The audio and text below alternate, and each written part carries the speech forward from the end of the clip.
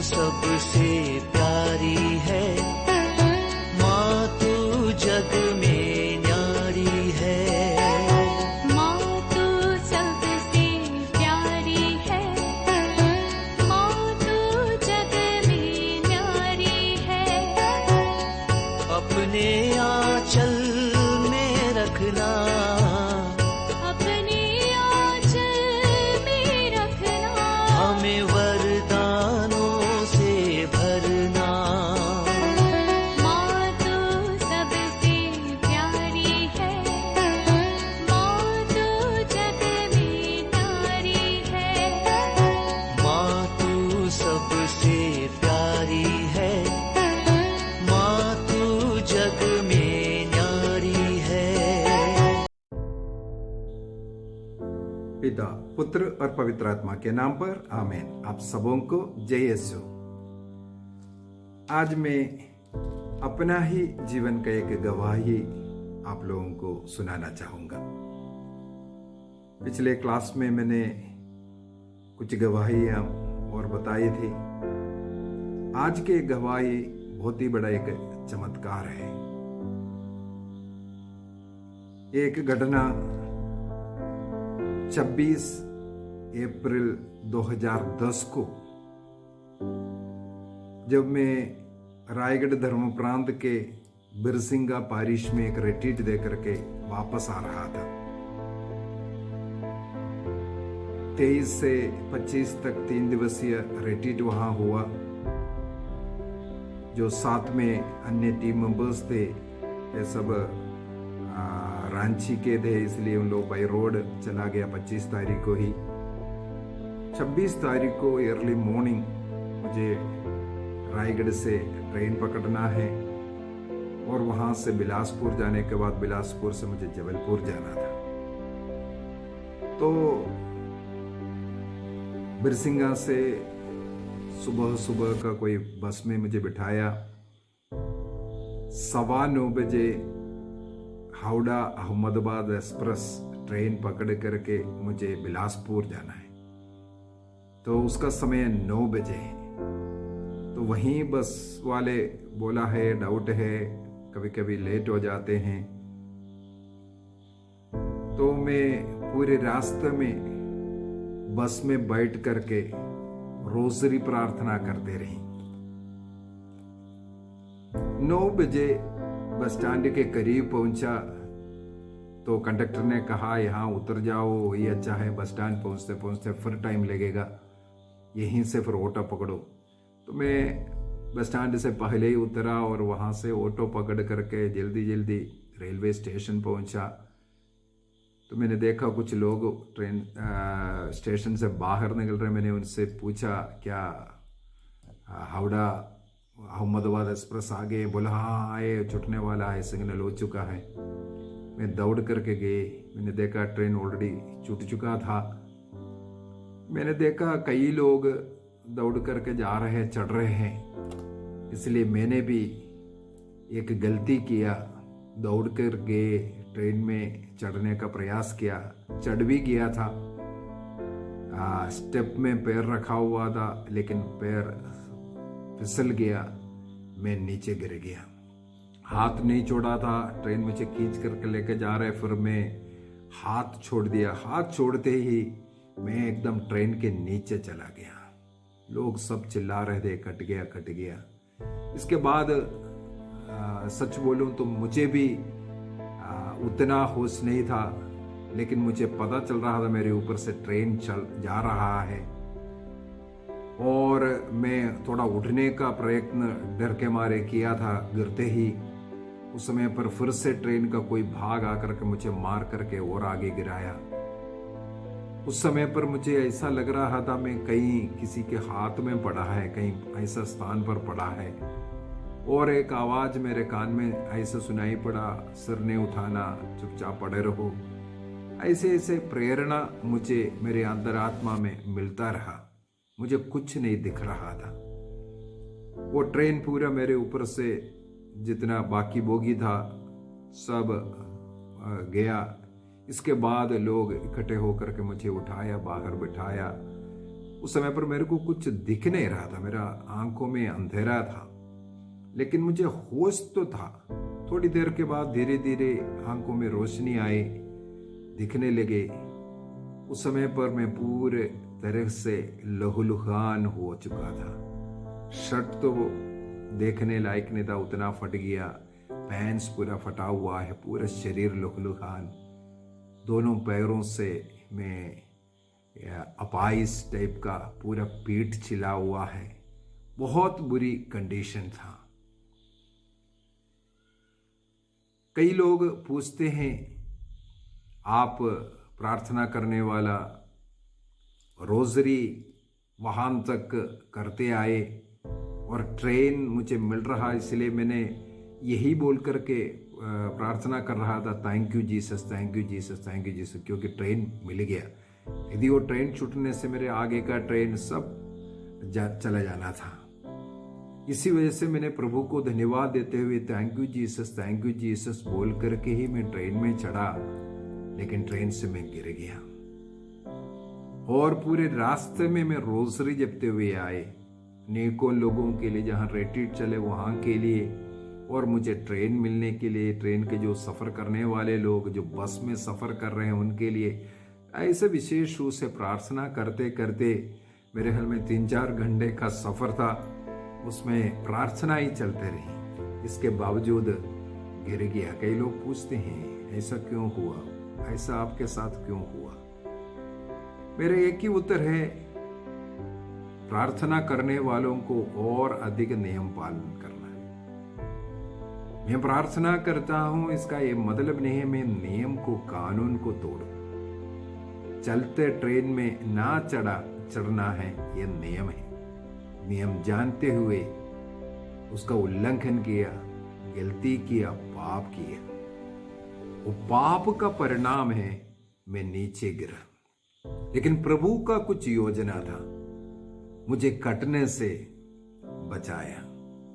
केवल इतना ही नहीं, मेरे इस एक्सीडेंट को देख करके उस प्लेटफॉर्म में 2 पुलिस वाला और एक अन्य सामल नाम का है, नाम इसलिए बोल रहा हूं क्योंकि वहां का है, हो सकता है वो मेरा ये वीडियो देख लें। उस व्यक्ति ने और 2 पुलिस वाला, ये दोनों उधर खड़े होकर के चाय पी रहा था और मेरे एक्सीडेंट को देखा है, और उन्होंने काफी मदद किया जबलपुर तक मुझे पहुंचाने में। यह सब सेवा किया है, इसलिए मैं उनका नाम भी लिया। उस सामल का कहना है, जब वो उधर से कहीं जा रहे थे, उनके बच्चे के एडमिशन के सिलसिला में किसी स्कूल जाकर के फॉर्म वगैरह लिया, तो उनका जो दोस्त 2 पुलिस वाला उनसे मिलने और उनके साथ चाय पीने के लिए उन लोग थोड़ा स्टेशन आए। वहां चाय पी रहा था, तभी एक्सीडेंट हुआ। एक्सीडेंट होकर के जब मैं पड़ा था, तब इन लोग दौड़ करके आए, मुझे उठा करके पटरी से बाहर लेके आए।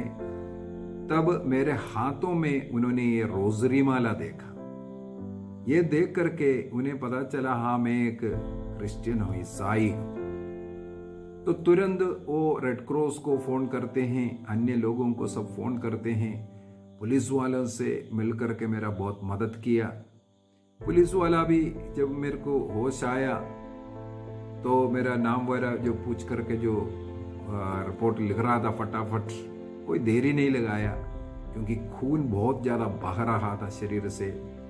मेरा विशेषकर दाहिना पैर में जो फुट है वो बिल्कुल चिकनाचूर हो चुका है, मांस, चमड़ा, अंगुलियां सब गए, इस प्रकार का बहुत बुरी हालत है। बायां पैर का भी एंगल से कनेक्शन सब निकल गया है, ऐसा कंडीशन था। तो पुलिस वाला मेरे से ये सब पूछ रहा था, नंबर सब, एड्रेस, क्यों इधर आया। मैंने बोला ऐसे ऐसे हैं, इधर चर्च में प्रोग्राम था, उसके बाद मैं वापस अपना घर जबलपुर जा रहा हूं। तो उनका पूछना था, यहां क्यों ऐसा मरने के लिए आ गए। तो मैंने ये जब बोला उनको, मैंने चर्च में प्रभु का सेवा के लिए आया, इसके बाद जा रहा हूं। तो उन्होंने जो पुलिस वाला जो लिख रहा था वो पेपर, जिस पेपर में लिख रहा था वो पेन सब नीचे फेंक करके बोल रहे, भाई साहब आपको मालूम है जिस ईश्वर की सेवा करने के लिए आप आए उसने आपको बचाया, हमने ये देखा। आज तक जितने लोग यहाँ ट्रेन से गिरा है सबके सब कटा है। बाद में मुझे पता चला है करीब 1 महीना पहले, मेरे एक्सीडेंट के 1 महीने पहले किसी सिस्टर भी उधर गिरी थी, पूरा कट कर करके कई टुकड़ा में हो गया था। और पुलिस वाला का कहना जितने भी लोग आज तक यहाँ गिरे हैं सबके सब कटा है, कोई बचा नहीं है। तो यदि आपको बचाया है उस ईश्वर ने जिसकी सेवा आप कर रहे हैं। मुझे उस पुलिस वाले के मुंह से ये जब सुन करके मैंने जोर से बोला हालेलुया, प्रभु ने मुझे बचाया। इसके बाद मैंने वहां के लोगों का वो प्यार देखा। कोई मेरे शरीर में जो रक्त बह रहा है उसको बांध रहा है, पैरों को बांध रहा है, उठा करके फटाफट नजदीक का एक सरकारी अस्पताल में लेके जा रहे हैं। लोगों ने इतना अधिक बढ़ चढ़ करके मुझे मेरे सेवा किया। मेरे विचार में प्रभु ने ऐसे स्वर्गदूतों को पहले तैयार कर रखा। यहाँ एक और बात मैं बोलना चाहूंगा, जितने भी ट्रेन एक्सीडेंट है अधिकतर लोग मरने का पीछे पुलिस के आने में और जो रिपोर्ट तैयार करने में देरी लगता है। इस कारण विशेषकर मेरा ब्लड इतना अधिक बह रहा था, यदि पुलिस वाला वहां नहीं होते, पुलिस स्टेशन से आना सब तैयार करना है, तो तब तक तो मेरा मृत्यु होना है। क्योंकि हॉस्पिटल पहुंचते ही जो भाई सामल ने वहां से रेड क्रॉस को फोन किया, मेरा ब्लड ग्रुप बताया और वहां से उन लोगों ने ब्लड के साथ आए, तुरंत मेरे शरीर में ब्लड चढ़ाना पड़ा। क्योंकि मेरा ब्लड एकदम पाइप जैसे खुला हुआ ऐसा बहते जा रहा था। तो प्रभु इसके लिए सब कुछ तैयारी की है। हमारा साथ प्रभु का दूध ऐसे लोगों के जो सेवा करने वाले, जो उठाने वाले, उनके कपड़ों से मेरा पैरों को बांधने वाला, जहां से ब्लड बह रहा है उसको बांधने वाले के जैसे मुझे वहां सेवा मिला। हॉस्पिटल में भी बहुत ही अच्छे कर्मचारी लोग मिले, सेवा ही सेवा। इसके बाद वहां से मुझे रायपुर लेकर जाने के लिए उन्होंने लिखा, क्योंकि बड़ा ऑपरेशन करना है। तब हमारे परिवार वालों से संबंध हुआ, मेरे मिसेस ने आग्रह किया जबलपुर भेजिए। तो वहां से फिर एम्बुलेंस लेकर के मैं जबलपुर आया। रायगढ़ में भी 2-3 घंटे का ऑपरेशन चला।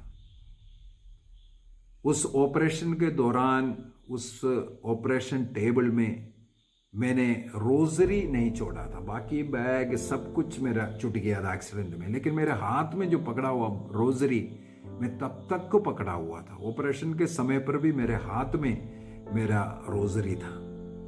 तो मैं उस ऑपरेशन के समय पर भी वहां पड़े पड़े में प्रार्थना कर रहा था। जो डॉक्टर ऑपरेशन कर रहे, जो सिस्टर लोग मदद कर रहे हैं, क्योंकि मेरे कमर में जो इंजेक्शन दे करके कमर के नीचे के जो पैरों में ऑपरेशन है, इसलिए केवल नीचे साइड को सुन्न किया और मुझे होश था। इसलिए मैं बड़े आराम से उन जो समय है ऑपरेशन के समय पर भी उनके लिए, सबके लिए प्रार्थना करता रहा। जब ऑपरेशन कर करके मुझे रूम में शिफ्ट कर रहा था, तब जो ऑपरेशन में मदद करने वाली सिस्टर मेरे से यही आग्रह किया, ब्रदर और प्रार्थना कीजिए। मैंने बोला हाँ, पूरे समय पर मैं आप लोगों के लिए ही प्रार्थना कर रहा था और भी प्रार्थना करूंगा बोल करके अभी धन्यवाद के साथ उनको सब याद कर रहा हूं। उस दिन शाम के समय पर एक डॉक्टर मुझसे मिलने के लिए आ रहे हैं, ऑपरेशन करने वाला डॉक्टर। उस समय पर रायगढ़ धर्म प्रांत के कुछ पुरोहित लोग रूम के बाहर बैठा हुआ था। उनसे आकर के पूछे ये आदमी कौन है। उन्होंने भी बोला हमें ज्यादा जानकारी नहीं है, हमारे एक पारिश में रेटिट दे करके वापस जा रहा था, हमें खबर मिला ऐसा एक्सीडेंट हुआ, इसलिए हम लोग देखने के लिए आया। तो वहां पर फादर, एक बेनेडिक्ट फादर था जो बीजी उन लोग सब मिलकर के डॉक्टर के साथ कमरे में आया और फादर जी ने अपना परिचय दिया। इसके बाद बोला ये डॉक्टर आपका ऑपरेशन करने वाला है, आपके बारे में कुछ मालूम करने के लिए आया है। मैंने बोला हाँ डॉक्टर साहब बोलिए। डॉक्टर ने एक ही सवाल किया, आप कौन है? मैंने बोला मैं प्रभु का सेवा करने वाला है। अगला सवाल यही किया है, यदि आप प्रभु का इतना सेवा कर रहा है, आपको ऐसा क्यों हुआ? एक डॉक्टर, थोड़ा एज्ड डॉक्टर, उनका एक ही सवाल, आप इतना भक्त है, आप ऑपरेशन टेबल में भी प्रार्थना कर रहा था, किसी को ऐसा मैंने जीवन में नहीं देखा। और दूसरी बात, वो मुझे एनेस्थीसिया देने वाला डॉक्टर था।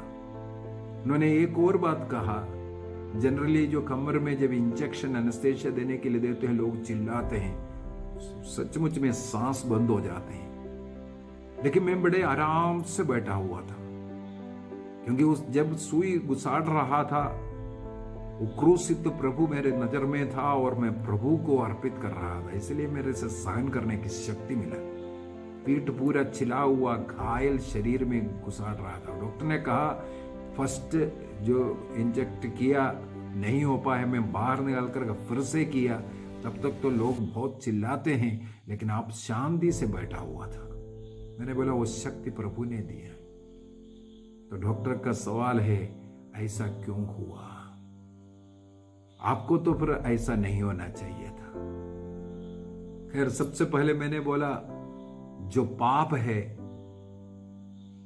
चाहे कोई भी करे, पाप उसको हानि पहुंचाता है। बाइबल यही सिखाता है, हमारा पाप हमें हानि पहुंचाएगा, पाप हमें हानि पहुंचाता है, इसलिए पाप से हमें दूर रहने की जरूरत है।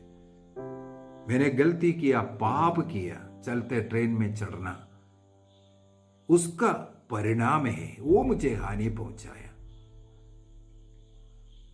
इसके बाद मैंने कहा मैं प्रभु का सेवक हूं, उस ईश्वर का जो क्रूस पर यातनाएं सहते हुए मानव जाति का मुक्ति दिया।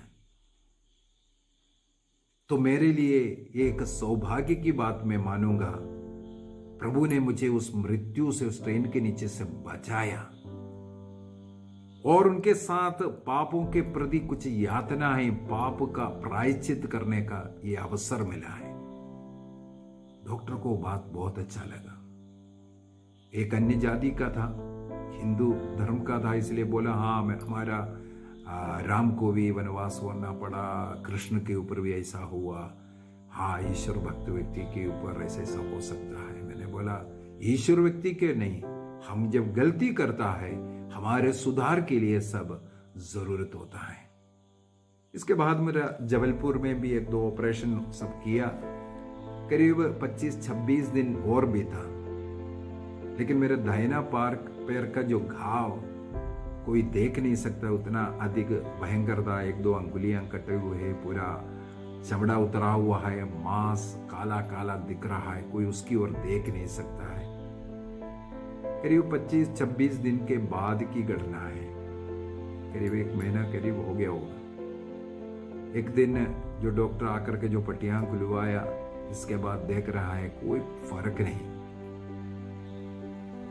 तब डॉक्टर ने मेरे से कहा हम इस पैर को और ऐसा नहीं रख सकता है, इतना इंजेक्शन ये सब चल रहा है, इसलिए आपको पता नहीं चल रहा होगा, वो अंदर अंदर से ये खराब होता है और जीवन के लिए भी खतरा है, कहीं पॉइजन ना हो जाए।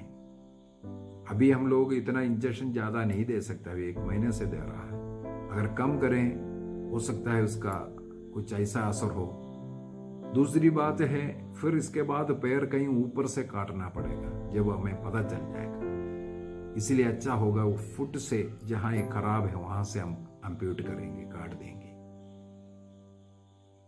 फिर भी हम लोग 1-2 दिन और देखते हैं, ऐसा कर करके बोला। मेरा मिसेस भी साथ में थे, वो रोने लगी। इसके बाद मेरा वाइफ एक नर्स है, उन्होंने डॉक्टर से आग्रह किया, क्या मैं अपना हॉस्पिटल एक बार लेके जाऊं? डॉक्टर ने बोला, हाँ कहीं भी लेके जाओ, लेकिन जल्दी करना, ज्यादा देर नहीं लगाना। ये जो डॉक्टर जाने के बाद किसी बहन ने मुझे फोन किया छत्तीसगढ़ से ही। उस बहन ने फोन कर करके मेरा हाल चाल पूछ रहा था। बोला, हर रोज हम लोग यहाँ आपके लिए विशेष प्रार्थना कर रहा है, रोज कोई ना कोई व्यक्ति आपके लिए मिस्सा बलिदान यहाँ अर्पित कर रहा है, और हमारी प्रार्थना ब्रदर आपके साथ है, आपका क्या हाल चाल है? तो मैंने धन्यवाद दिया, आप लोगों के कारण मैं बच गया, मृत्यु से बच गया है। और आज एक खुशखबरी डॉक्टर ने दे करके गया। पूछा, क्या है खुशखबरी? मैंने बोला, डॉक्टर ने कहा मेरा पैर, दाहिना पैर को काटना पड़ेगा, म्यूट करना पड़ेगा, उसमें डुप्लीकेट पैर वगैरह लगाएगा, क्योंकि वो खराब है, वो ठीक नहीं हो रहा है। तो महिला ने पूछा, क्यों? मैंने बोला, उसमें चमड़ा नहीं है, मांस थक गया, हड्डियां टूट पड़ गए, दिख रहा है, बहुत खराब हालत है, कोई देखने लायक नहीं है पैर, इसलिए उसको अभी इतना दिन हो गया, इसलिए काटना पड़ रहा है।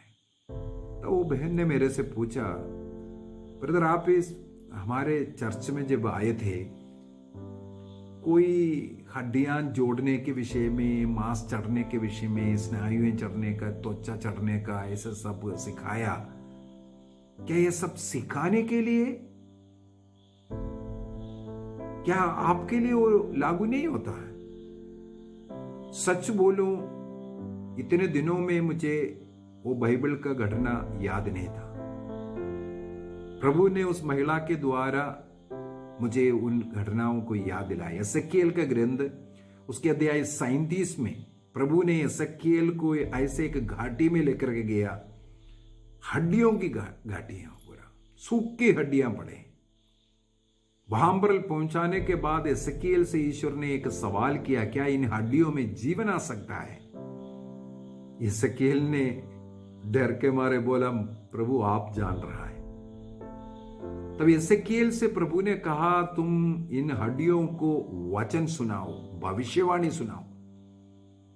एसेकिएल को अध्याय 3 में हम लोग पढ़ते हैं, एसेकिएल को एक पुस्तक दिया, इसके बाद बोला तुम्हें इसको खा लो।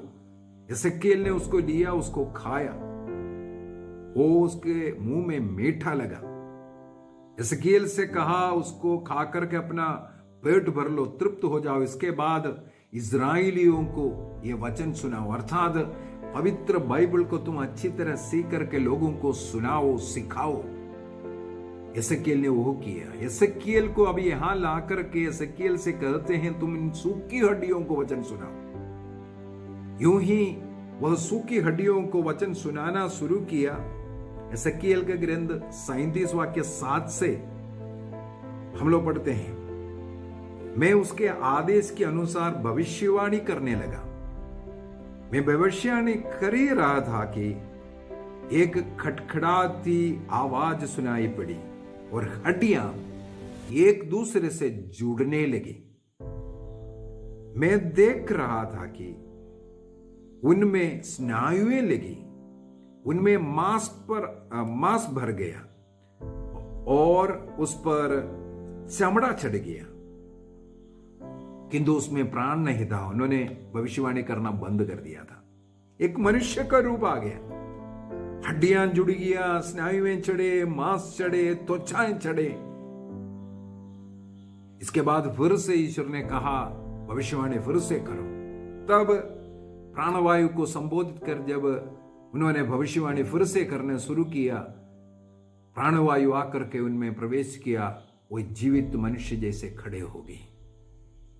वो घटना जब वो महिला ने मुझे बोला, मुझे याद आया। मैंने तुरंत उस बहन को उत्तर दिया, डॉक्टर मेरा पैर नहीं काटेगा। उसी दिन मेरा डिस्चार्ज वहां से लिया, मेरे वाइफ के हॉस्पिटल लेके जा रहे थे, लेकिन उसी रास्ते में मेरा घर आता है। घर आने के पहले वाइफ ने कहा, हॉस्पिटल नहीं जाएंगे, घर में रखते हैं।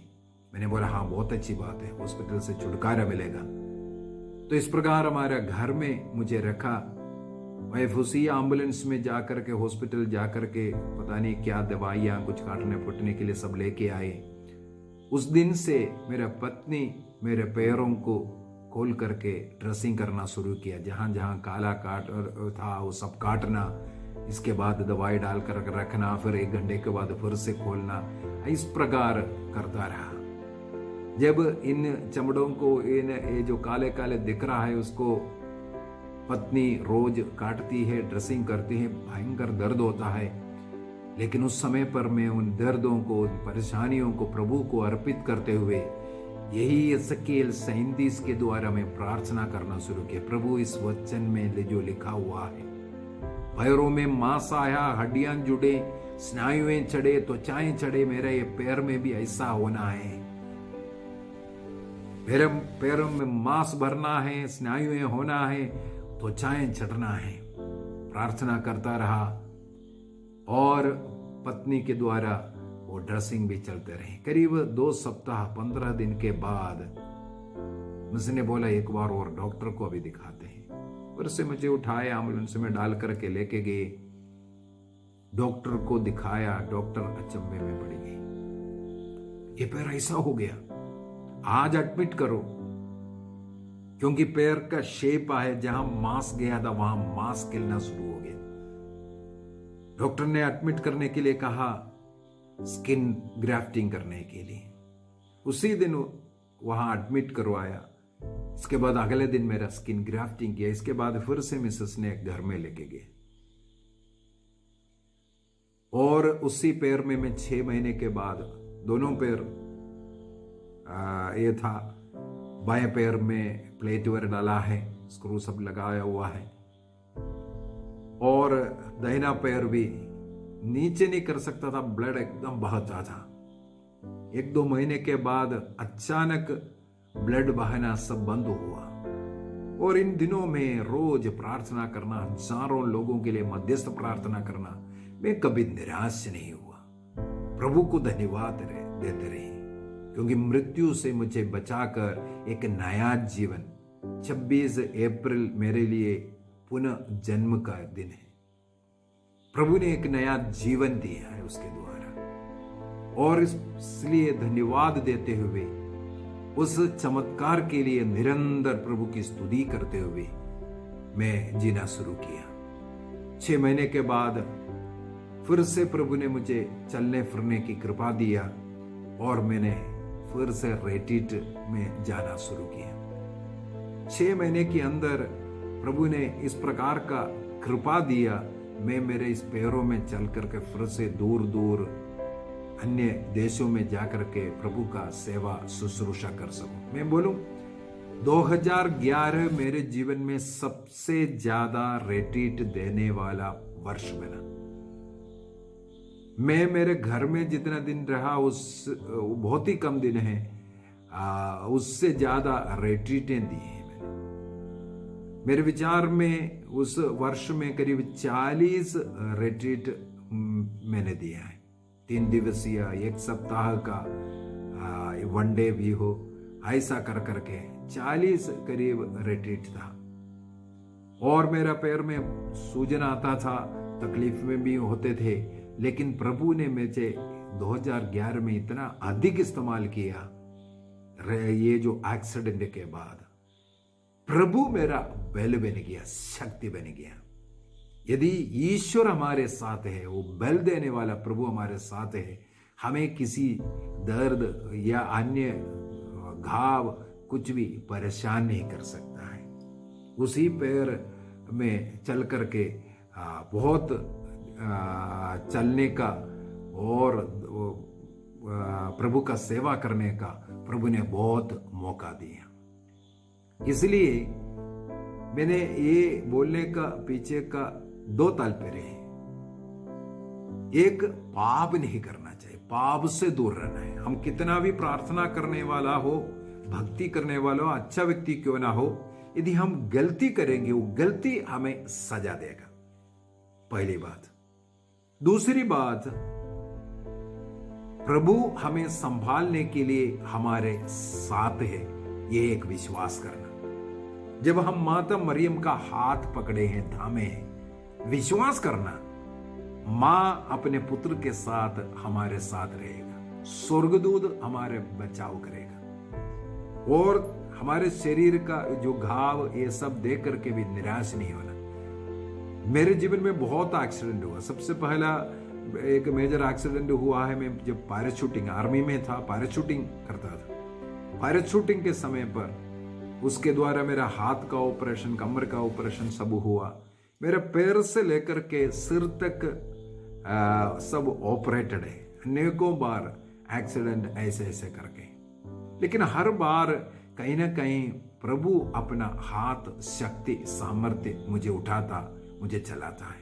प्रभु का सेवा के लिए ये सब बाधक नहीं है। इसके द्वारा कई लेसन, कई सीख प्रभु ने मुझे दिया। हमें इन चीजों में निराश नहीं होना, हमें और पवित्र करने के लिए और प्रभु के करीब रहने के लिए, प्रभु से जुड़ करके रहने के लिए, और उस दर्द के द्वारा पापों का प्रायश्चित करने के लिए, और उसी के द्वारा अनेकों ऐसे लोगों के लिए मध्यस्थ प्रार्थना करने के लिए एक बहुत सुंदर अवसर जैसे इसको उपयोग करना। जिस प्रकार उत्पत्ति ग्रंथ अध्याय 50-20 में लिखा है, तुमने मेरे साथ बुरा करना चाहा, लेकिन प्रभु ने उस बुराई को भलाई में परिणमित किया। मेरे साथ भी यही तो हुआ। शैतान हो सकता है या मेरा पाप के कारण मेरे साथ बहुत बुराई हुआ, लेकिन ईश्वर ने उस बुराई को भलाई में परिणमित किया। वो प्रभु के साक्षी बनने के लिए, प्रभु का सेवा करने के लिए जो कुछ मेरे साथ हुआ वो सब भलाई के लिए हुआ, वो प्रभु का एक साक्षी बनने के लिए हुआ। तो हमारे जीवन में जो भी हम लोग आग्रह कर रहे हैं उसके अनुसार नहीं, उसका विरुद्ध में हो, या कुछ दुख, कोई दर्द, अन्य लोगों द्वारा कुछ बुराई जीवन में हो रहा है, उसमें हम निराश नहीं होना। हमें एक ही विश्वास करना, मेरे साथ मेरा प्रभु है, मुझे बचाने वाला मेरा प्रभु है।